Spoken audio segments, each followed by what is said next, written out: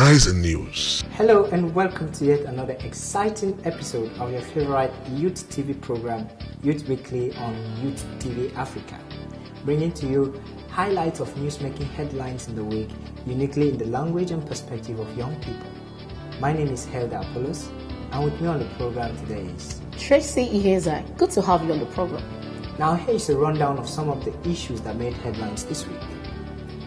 Federal Executive Councils approved 459 million naira for INEC smart card reader. ASU begins indefinite strike. Constitution amendment. President governors to lose immunity. Police confirms adoption of 3 NYC members in Rivers. Okonjo-Iweala under fire for statement on economy. Jonathan vows to stop death by HIV and AIDS. In a similar vein, death toll in Lantern killings rises to 70. Nigeria is due for revolution. Tambuwa. On the sports scene, Nigeria crashes out of Under-20 World Cup in Turkey. And on the foreign scene, army overthrows Egyptian president. Well, these were the issues that made headlines during the week. Join us as we go to our discussion segment. Don't go away, we'll be right back.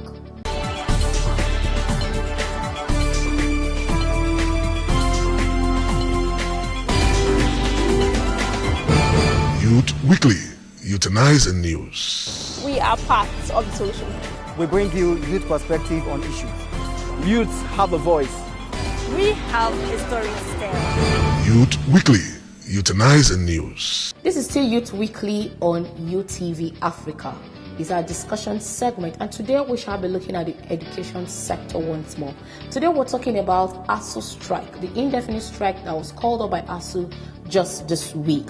ASU Helda is actually, fronting some issues that they are not too happy with, especially with the federal government. Among some of the issues are upward review of the retirement age for professors from age 65 to 70, transfer of federal government properties to the universities, and adequate funding to revitalize the university system.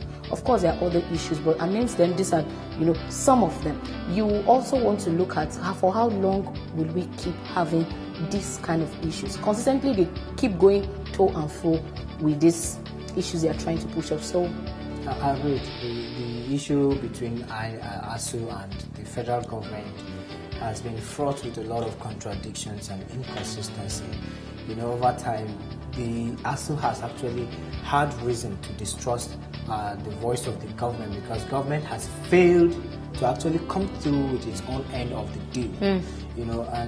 I was listening on the conversation between the ASU chairman, Dr. Issa Fagi, and Channels Television last night. And on the call, he was actually saying that it took 3 years after several back and forth engagement with the government to actually reach a memorandum of understanding as regarding some of these issues that you just listed. Yeah. Okay, and really they are actually not worthy because they are issues that have actually hindered the progression of our institutions. Okay, but 2 years into that agreement now, the government is still yet to come through. So, but my question is that some of these issues also have a different angle. Okay. And you would want to question how much effort is actually being made by our academia to promote new knowledge. If you look at the progress developed nations have made, it is hinged upon the advancement of new knowledge that is emanating from their different institutions of learning. Okay, that is what is responsible for their advancement. Now, look at what Africa is and look at where we are projecting to be. How else are we going to achieve all the visions that our visionary leaders have coming up with if we don't take seriously the issues of advancing new knowledge? Okay, but that said, okay, it also takes a certain favorable environment for that learning to be able to take place, and that is what ASU is actually clamoring for, like the progressive increase in annual budgetary allocation to education to 26%. Yeah. It has been less than that for a very long while, and it has hampered the development of our educational sector on a very serious note. Yes. But when you look at issues like the amendment of the pension retirement age of academics on professorial cadre from 65 to 70, you want to ask the question, what is the need for that advancement? Well, let me put you on hold there. I just want to respond to what you just said. I really beg to differ on the issue of research. Okay. And what new development you're bringing on board. I really do want to say that really is a system. If you have a system that does not work, no matter what effort you put in it, it may not really show, it may not be so visible for people to see. Like I remember that from some months back, I did read about a professor, University of Benin, that made discovery, on the solution to HIV and AIDS. Wow. Yes, but for some reasons he was silent, and I even heard and read up again that he was sacked or something. You understand? So if you are in a system where because of petty jealousy and whatever it is that there is in the system, you are not allowed to make new development and new research to bring about new knowledge, advancing knowledge in the system, then you don't have anybody to blame. But that is not even saying that there's no room for improvement. And then you also want to ask yourself, how come our lecturers, our professors are making stories and headlines outside the four walls of this nation, and yet within Nigeria, they are not making any progress at all. So you want to talk about environment, because there is no environment that is made conducive for basically my point. Very bright. Basically my point. People in Nigeria, indigenous people, to come back and be able to give back their knowledge, to society. Yes. And that's the problem. We need to create an enabling environment so that people from outside. But one of the points ASU was actually making was the earned allowance that they're doing is to be able to also make it favorable for foreign lecturers to be able to come in, and transfer knowledge, within the system. Yes. So they are not doing it simply on a selfish point of view, according to them, right? But you see, we need to also assess the impact of all of this on the grass. They say when two elephants fight, it's the grass that suffers. Yes. Now, what's the grass in this situation? It's the young people we're talking about. Strike upon strike has consistently elongated the school calendar. Students go for a very long time without learning anything. They just go and engage in very meaningless ventures. And it's affecting the outcome of their life, apart from their not character, even learning and anything. everything. They are not able to compete with their fellow counterparts from different parts of the world. Absolutely. And that's an issue to bear, actually. That's why the government cannot take lightly the issue that ASU is bringing up. And especially because they have failed consistently to actually do anything as far as their own part of the bargain is concerned. Yes, I think that, just like you said, government is not putting enough efforts. Just like one of their demands is appropriate funding. The education sector is not a sector you want to joke with. If you really, really, really believe in the future of young people. Do you understand? So I don't think the federal government should even, these are not, apart from the retirement age of 65 to 70. You want to ask yourself, what do you really have to offer at the age of 70? The youngest professor is 19, by the way. You can imagine. We are talking about high rate of unemployment in a lot of vibrant, intelligent, first-class students who can make a whole lot of difference in our educational sector. Yes. If only they are given a chance. So how do you want to stay till you're 70? And then in this, of course, how people, some of course may not even be up to 70, and people keep reducing their age and all of that. So someone who is 70 could actually even be 80 or 90 plus. So I don't think that this is actually a good cause to even push forward, to the front burner. But another thing also that we can actually talk about, Helder, is adequate funding to revitalize the university system. I think that is also an aspect that the federal government have to critically look into. I'll just share a story with you. When I was 4 years back or 5 years back, I can't remember precisely, I remember that I had to share a class that's meant for 50 people with over 100 or so, thereabouts, much more than the required number. And then you find a lot of students standing, some are making noise, some are all sort of distractions, that's going on when lectures are still on. That the ASU is actually asking for a transfer of federal government landed property. Yeah. If these landed properties are made available, maybe infrastructure could be put in place. Yes. Absolutely. The number of people, it's like every year the number of intake is on the increase. It is. But there is not enough resources. The resources is highly overstretched for a very small amount lack of resources structures and all that. Actually address a very large amount of students. The number of lecturer per student is actually an indication. No, you don't even want to put that together. You don't want to put that together, but because that is very well. Another thing that we can also look at critically, what our president has vowed to stop. We all know the epidemic, HIV and AIDS, how much it has taken, how many of our young people, both old and young, but now we're more concerned because the future they say belongs to young people. We're more concerned about young people. But it still beats my imagination, hell, that at this age and time, even with the much awareness that's on ground, some people still play ignorant of this epidemic. So I think it's a very good one that the president has vowed. I don't know what strategy he's going to use, but it's a good one that he has recognized that this thing is something that needs to be dealt with. Of course, it's a laudable effort by the president, and it's a notable fact that 2/3 of young people living with HIV and AIDS are found on the African continent. That's a very saddening reality. It shortens the life expectancy of our young people, and that is something that needs to be fought. And if the presidency is taking up a stand on that issue, actually, it's very, very commendable in my opinion. Well, remember that you can be part of this discussion. Do go on our Facebook page and post your comments on www.facebook.com/UTV Africa, or follow us at our Twitter handle at UTV Africa. Don't go away, we'll be right back for our discussion segment.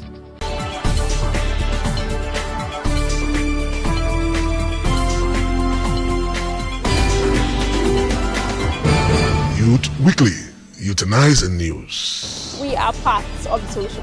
We bring you youth perspective on issues. Youths have a voice. We have a story to tell. Youth Weekly, Euthanize and News.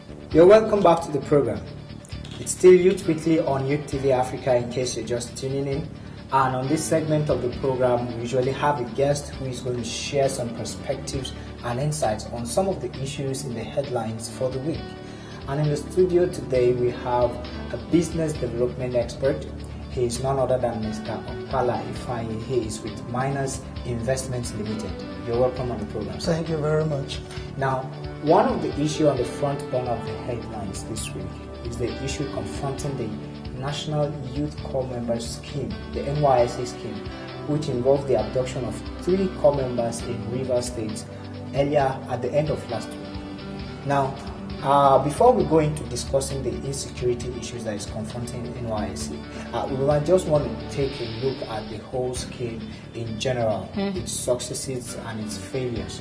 I seem to want to believe actually that NYSC actually achieving the goal of national integration. The centenary year is going to take place the next year. It will be 100 years since the amalgamation. And the Federal Character Commission has actually been instituted some time ago to be able to actually achieve the goal of national integration. And NYSC is in the forefront of achieving this plan. And I think I enjoyed my service here in the south, coming from the north, and I was able to appreciate a culture other than my own. So generally, sir, would you say that the NYSC is achieving its goal of national integration and enlightening the youth on how to prepare for their life after school? NYSC achieving their goal. Well, I'll rate them 30%. 30%. Why am I rating NYSC 30%? The main goal was supposed to be national integration. You served in the South, isn't it? He can't remember. No. You see that you're stalling. Yes. It's not supposed to be so. I mean, when you serve for a year, I think you should be able to speak that language. Yeah. Wow. Just like I served in Ibadan, I can speak Yoruba. I can argue that because knowledge acquisition as an adult does not come naturally like that of a teenager or an infant. Okay. So all right. It's arguable. Well, it's not about the language anyway. Actually. It's supposed to be an integration thing, yes, where you study the people's culture and then you understand everything about those particular people. That's why most times it's ideal for you to school in an area that is other than where you're coming from. So you get this national integration. But the issue with the national integration is, people already decide where they want to serve. That is becoming very prevalent. Yeah. They decide where they want to serve. So if you get posted to Abuja because you feel there are opportunities here in Abuja and you are Wari, what do they call them? Yes. And the idea is defeated. Sure. Let's not hide issues here. The idea is defeated. It's just that we are dragging on, hoping that things will work out. So are you saying that the scheme is not necessary as it is now? Well, the scheme is necessary. Okay. Nigeria, they come up with good ideas, but the implementation of the scheme, the corruption is throwing the scheme into a total schism. That's a problem that we're having.